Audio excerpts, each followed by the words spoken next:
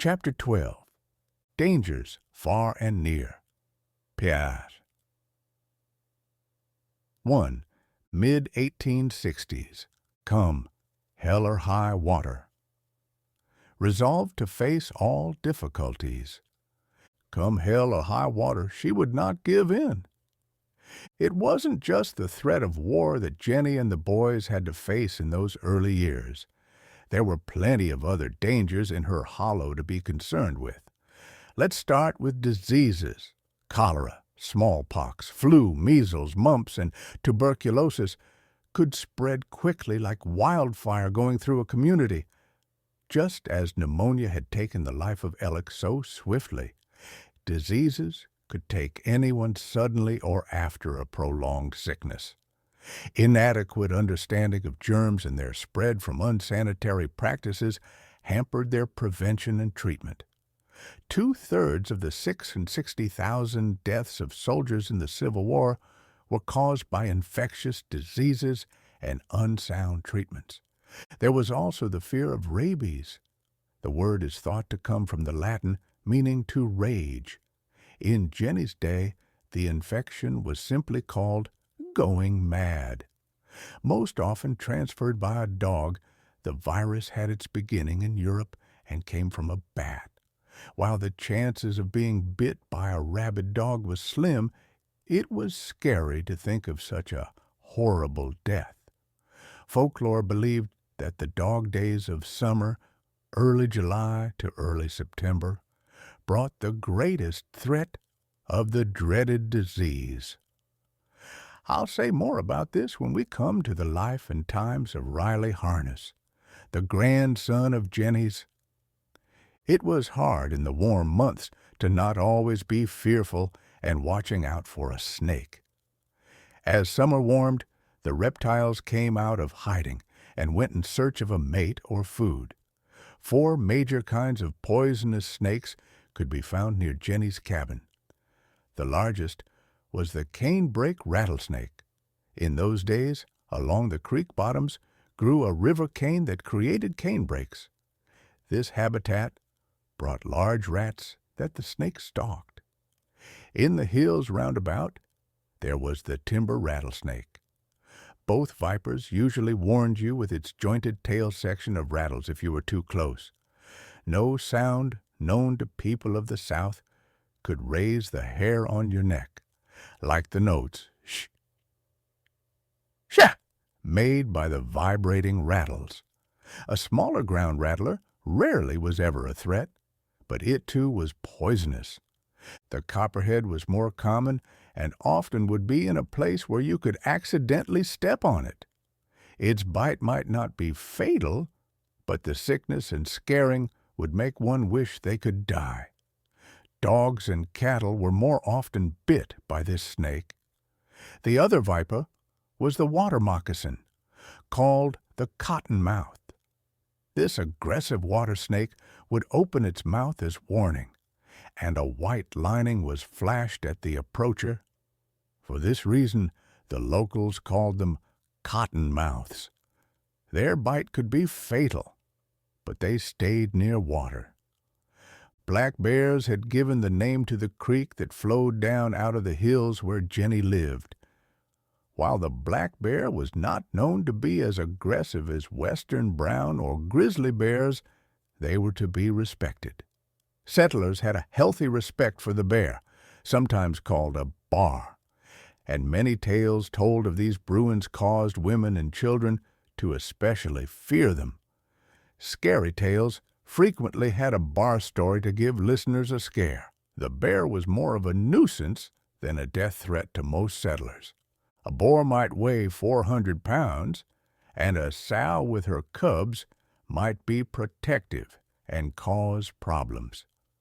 A cat that lurked through the Ozark Hills before immigrants arrived was named the bobcat. It had a stub of a tail and was rarely seen in the daytime. Old Bob might bother more chickens than people, but it was scary to women and children to see one leap up and run for cover. Pelts from the bobcat were valuable and harvested mostly by trapping. The bobcat became the school mascot for several schools in the Ozarks. A folklore from the Appalachians was about a half-cat creature known as a wampus cat. The tale was told that the animal was once a Cherokee Indian woman which turned into a half-cat. In time, the wampus cat was a term used for the unseen creature that lurked in the dark. There are several versions of the story, but the fable animal today is the mascot of the Conway, Arkansas High School. I recall my mother, Emily Ruff Harness, using the term to describe an unknown creature in the dark. Then there was the big cat that most locals called the panther. It is a native mountain lion and was known in the Appalachians first. As immigrants moved west, they found more of them lurking through the hills. They were feared the most of all the wild beasts in the Ozarks. The term cougar is considered a more accurate name for them. The cougar in the Rocky Mountains region today is a large cat with males reaching upward of 200 pounds. Their long tails add about 1/3 more to their length, making the cat look long and sleek.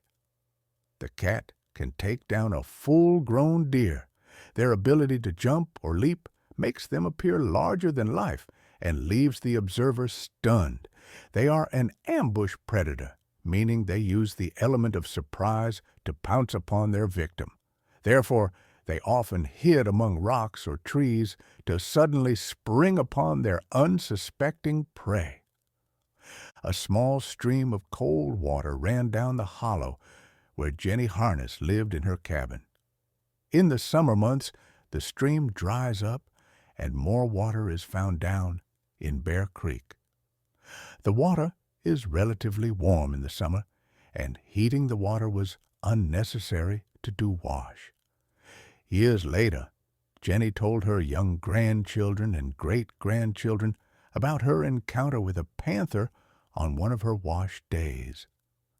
Jenny had completed washing clothing and diapers in the creek and had them loaded up in a basket as she walked a short distance toward her cabin. As she was walking, she sensed that something was following her from behind. Afraid to turn around abruptly, she turned her head just enough to see that a panther was in the trail behind. I'm unsure if the boys were with her or if she had left them at the cabin. However, she instinctively dropped a diaper from her basket and continued to walk. Then she dropped another and continued to drop them until she reached her cabin porch safely. Later, Jenny went back to collect the diapers. I imagine she took her gun with her. She found that some diapers she had dropped had been torn by what she believed to be the panther, who must have stopped to sniff and inspect them. Her quick thinking had avoided an encounter that could have been frightening if not fatal. Cougars can be emboldened when hungry, and juveniles that leave their mother in the summer are more apt to look for an easy meal. An attack upon a child is a greater risk than upon an adult.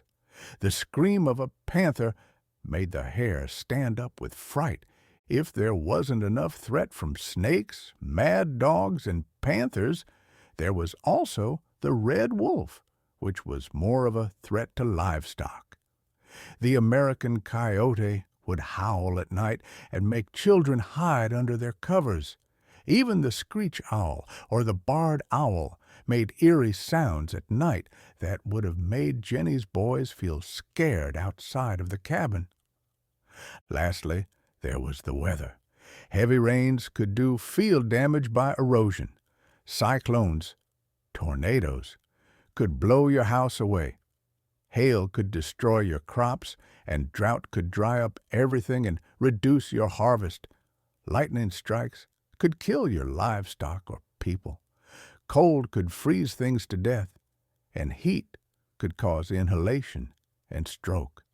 Nature was wild and dangerous, but it was also beautiful and free.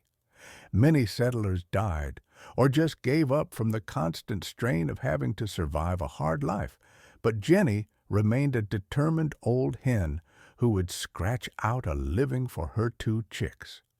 Her example and inspiration will help future generations to follow in her tracks. Thanks, Jenny, for a life that glorified God and exemplified hard work and real faith. Reflection. Every generation since the first man, Adam, has had plenty to fear and worry about. Having faith in God helps us to have courage. While some can be courageous with no faith in God, their victory and ultimately their death has no future. In their case, they have no fear of God. Jenny Harness gave a legacy of godly fear to those future generations of chicks that would hatch in the days to come. So God blessed Noah and his sons and said to them, "Be fruitful and multiply, and fill the earth, and the fear of you and the dread of you shall be on every beast of the earth, on every bird of the air, on all that move on the earth, and on all the fish of the sea. They are given into your hand." Genesis 9:1-2. A box spring such as this one was constructed where spring water flowed. The cool water kept milk and eggs colder, so they didn't spoil as quickly. The rocks prevented animals from stealing the food kept inside. A large rock was the door when placed over the opening. Recipe for washing clothes from a homecoming book. Build a hot fire for a large kettle filled with rainwater out in the yard. Shave a bar of soap into the hot water and sort your clothes so the color and white are separated. Dirties wash, save for last. Next, put some flour in a small pot of cold water and stir till thick. Then add it to some hot water to make starch. Soiled clothes were scrubbed on the washboard, but colored clothes were not put in boiling water. Clothes were stirred using a stick in the wash water and then rinsed and starched. Wet clothes were hung wherever there was a place for them to dry. The wash water was used to clean the floor or something else. The rinse water was used on flowers or garden stuff. The iron kettle was turned upside down and reused when the next wash day came around. An excerpt from the Journal of Capt. Griffin Frost. Captain Griffin Frost, 1834-1909, chronicled his experiences while traveling through Searcy and Van Buren County, Arkansas, during the Civil War in 1862. Octa 14, within 3 miles of Burroughsville, Marshall, and near the foot of Backbone Mountain, which is the divide between the waters of Little Red and White Rivers. In the course of our journey, we have met with all grades and descriptions of people. Their mode of life, surroundings, and obscure location necessarily render them rough in their manners and appearance. But still, we find the usual diversity in human nature. The backwoods, as well as New England, has its misers, its egoists, and its independent thinkers, defying God or man if he contradicts their notions. On a different scale, it is true, and with a change of scenery, but in the same spirit. We see women barefooted, sore-eyed, squirting tobacco juice, belching out a miserable jargon for the right, law, or no law, as a more enlightened circle would express it. But if a soldier sick and hungry wishes to rest his weary bones under their roof for a night, they are quick and sharp for a trade, ready to bleed him to the last cent. I am sorry to record it, but such people are here. Whether they sprung from any of the Mayflower seed, I am unable to say. But one curious circumstance is we find these cases among those who have no friends in the Army. Captain Griffin Frost, CSA.